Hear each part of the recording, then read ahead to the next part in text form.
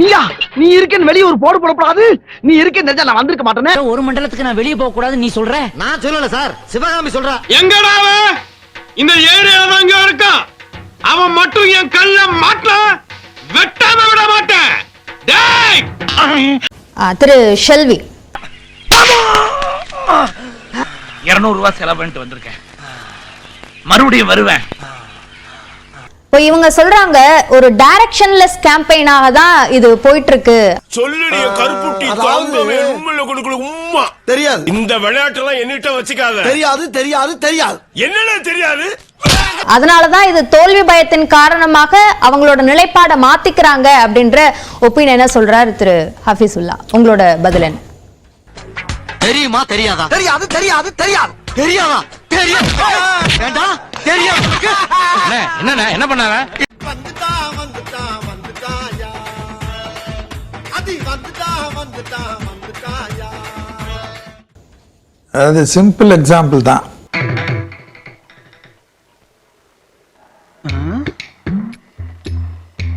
தமிழ்நாட்டில் இப்ப டிஎம்கே தோல்வி அடையணும்னா ஏத்துப்பீங்களா? செருப்புல சாணிய முக்கிய அடிப்பேன். செருப்பு எதுல முக்கிய அடிப்பேன்? சாணி. ஏன்னா திமுகவுடைய வலிமை தமிழ்நாட்டில் அதிகமா இருக்கிறதுன்னு எல்லா ஸ்டாட்டிஸ்டிக்ஸும் உங்ககிட்ட இருக்கு. ஏதோ பேசுறதுக்காக நான் பேசிட்டு இருக்காத. நேரத்துக்கு அடுத்தாத நல்ல விவரமா பேசு. திமுகவுடைய மூவ்மெண்ட், திமுகவுடைய வளர்ச்சி, திமுகவுடைய கூட்டணி வந்து எப்படிப்பட்ட இது இருக்குன்னு தெரியும். அந்த பாயா இருக்கணும்டா. வாரியாத்தா ஊர் போய் சேர்ற வரைக்கும் வந்து வாயை கொடுக்காம போய் சேரணும். அப்படி மட்டும் நல்லபடியா சேர்த்து விட்டு அடுத்த மாசம் மொட்டை அடிக்கிறேன் நான். அதாவது கரையேறாத ஒரு குதிரை காங்கிரஸ். இந்த கிழட்டு மூதேவி ஒரே என்னென்ன பேசணும்னு தெரியும் பேசுது. அதுக்கு வந்து இன்னைக்கு வந்து கரையேறாத ரூட்ல வந்து ஆளே கிடையாது. மூதேவி டென்ஷன்ல வளராது. கரெக்டா சொல்லு. ஆஹா வலைய விரிக்கிறான் வம்பளுக்குறானே. வாயை கொடுத்து வாயில உன்னோட ஊர் போய் சேர்க்குவாரா சாமி. நாங்க இந்தியால வந்து சவுத் இந்தியால வந்து நாங்க வரோம், நாங்க பேசுறோம். ஏண்டா காளையா, ஏதோ சபையில பேசணுங்கிறதுக்காகவே பேசுற.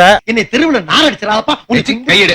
அதாவது 10 வருஷமா வந்து ஒரு இடத்துலயும் வந்து அதனாலதான் யூபியில பயந்து ஓடி போயிட்டு திருப்பி நிக்கலாமா வேணாமா டிபேட் பண்ணிட்டு இருந்தாரு. இப்பவே கண்ண கட்டுது.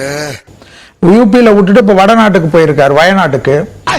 வரலாறு தெரியாத நாளாரிக்கெல்லாம் விளக்கு தெரியும். பெரிய ஆளக்க நான் விரும்பலடா. 10 வருஷமா நாங்க வந்து ஏற்கனவே 2014ல இருந்து என்னென்ன ரீல் விடணுமோ விடு. புலம்புறதுல எனக்கு போட்டியா? யார் அவன்? எனக்கு போட்டியா? புலம்பு வந்துட்டானா? நீ புலம்புவியா? நான் புலம்புறேன் பாரு.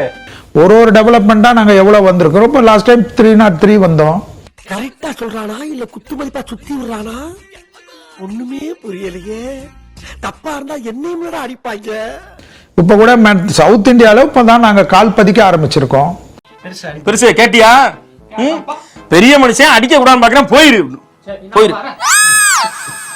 தெலுங்கானால இப்ப இருக்கிற ஸ்டாட்டிஸ்டிக்ஸ் படி நாங்க எவ்வளவு தொலைவுக்கு முன்னாடி 4 சீட்டு வாங்கணும். இந்த வாட்டி எவ்வளவு சீட்டு வாங்குறோம்னு பார்க்க போறோம்.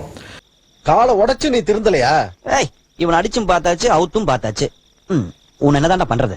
வெஸ்ட் பெங்கால்ல வந்து காலோட்டி ஃபுல்லா வந்து ரூல் பண்ணி இந்த 40 வருஷமா ரூல் பண்ணி இந்த கம்யூனிஸ்ட் கிடையாது.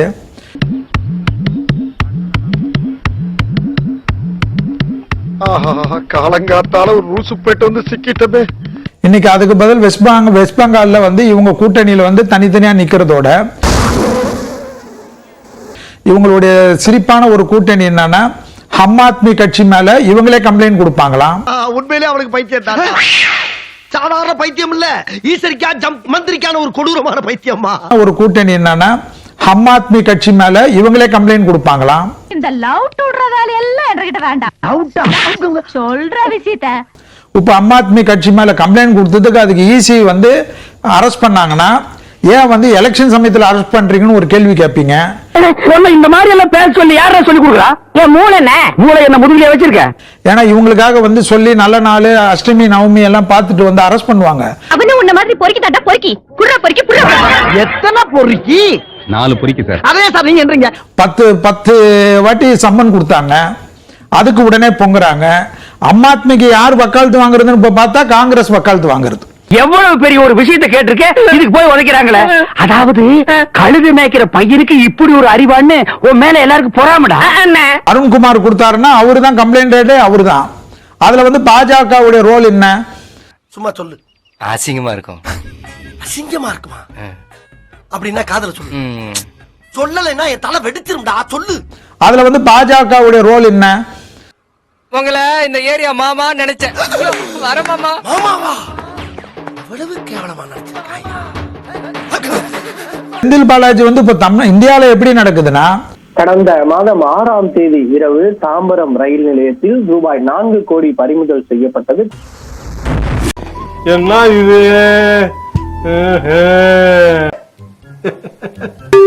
என்னடா பணமானது நெல்லை பாஜக வேட்பாளரான நயினார் நாகேந்திரனுக்கு தொடர்புடையது என்பது அவர்களுடைய வாக்குமூலத்தில் பெறப்பட்டது.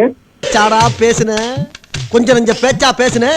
மன்னர் பரம்பரை, மண்ணாங்கட்டி பரம்பரை, நீயே இப்ப மாவு கட்டு பரம்பரை ஆகிட்டாங்க. நம்ம ஒண்ணு கேட்டா நம்மள அசர வைக்கிற மாதிரி ஒரு பதில் சொல்வாரு பாரு, அது நமக்கு இங்க புரியாது, வீட்டுக்கு போனா தான் புரியும். சில பேர் பதில் தெரியாமலே பயந்து ஓடி இருக்காங்க.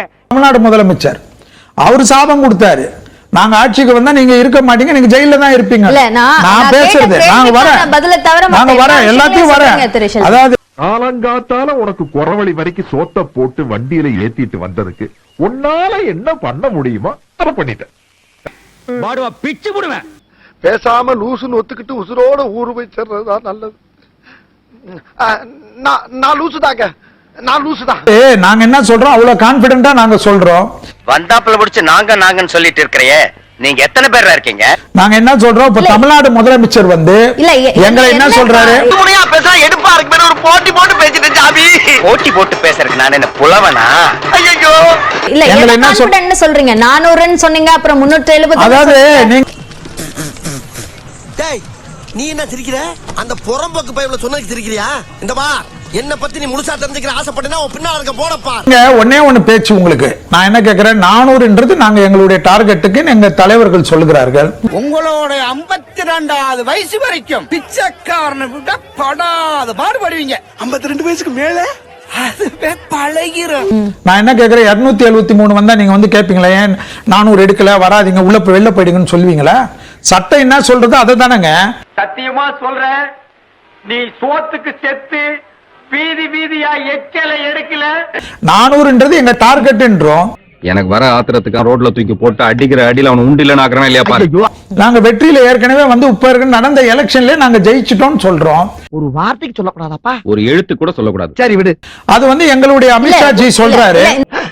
அவ்வளவு பெரிய பிராடக்காரனாவே. இந்த தேர்தல் அறிவிக்கிறதுக்கு முன்னாடியே எங்களோட டார்கெட் 400 தான் அப்படின்னு சொல்லிட்டா 401 வாங்கினா போனஸ் எடுத்துக்கலாம். ஆனா வேணாம், ஏற்கனவே நீ கேட்ட பல வில்லங்கமான கேள்விகளுக்கு விட சொல்ல முடியாம வெந்து நொந்து வைத்தினீரே, மறுபடியும் கிண்டார். 273க்கு மேல வர்றதெல்லாம் போனஸ் அப்படின்னு எப்படி தம்பி? இது மாதிரி 4 பேர் கேள்வி கேட்டிருந்தாங்கன்னா நாங்க திருந்திருப்போம். 400ன்றது அரசியல்ல நாங்க சொல்லக்கூடிய விஷயம். எங்களுடைய கட்சிக்கு வந்து 400 சீட்டு நாங்க டார்கெட் பண்றோம். மேடை பரப்புரை மட்டும். இவர்தான், இவருக்கு இதான் வேலை. மேடை பரப்புரைன்னு இல்ல, அதுதான் எங்க டார்கெட்டா நாங்க கொண்டு போறோம். சும்மா எங்களுடைய இப்போ பொட்டி வந்து ஜூன் 4 தான் திறக்குது. தம்பி காமெடி வேண்டாம், நான் சொல்லிட்டேன். நானு காமெடி பண்ணாதன்னு சொல்லிருக்கேன். நான் என்ன கேக்குறேன், நியூஸ் 18லயே வந்து திறந்துட்டாங்க இப்ப பொட்டிய. Stop stop. ஓ லெவலுக்கு இல்லாட்டினா கூட எங்களுக்கு வெக்க வெள்ளரிக்கா சூடு சுரக்கான்னு நிறைய விளைஞ்சு போய் கிடக்கு. ஜூன் 4ஆம் தேதி திறக்கறச்சு அது 400, 402, 405, 350 400 டார்கெட் வச்சப்ப பாஜக முன்னாடியே பொட்டி திறந்துட்டாங்கன்னு எப்படி? இல்ல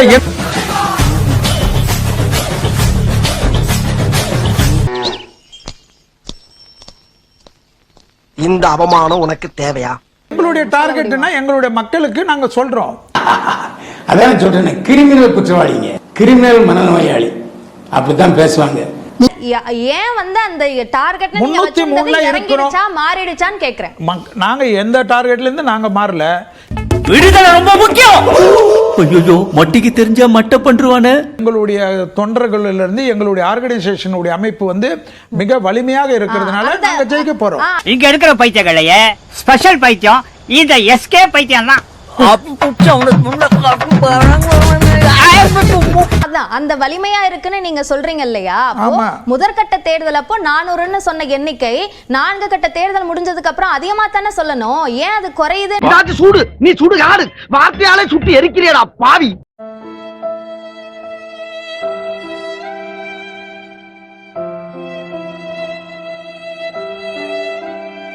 மறக்காம சர்ப்ரைஸ் பண்ணுங்க.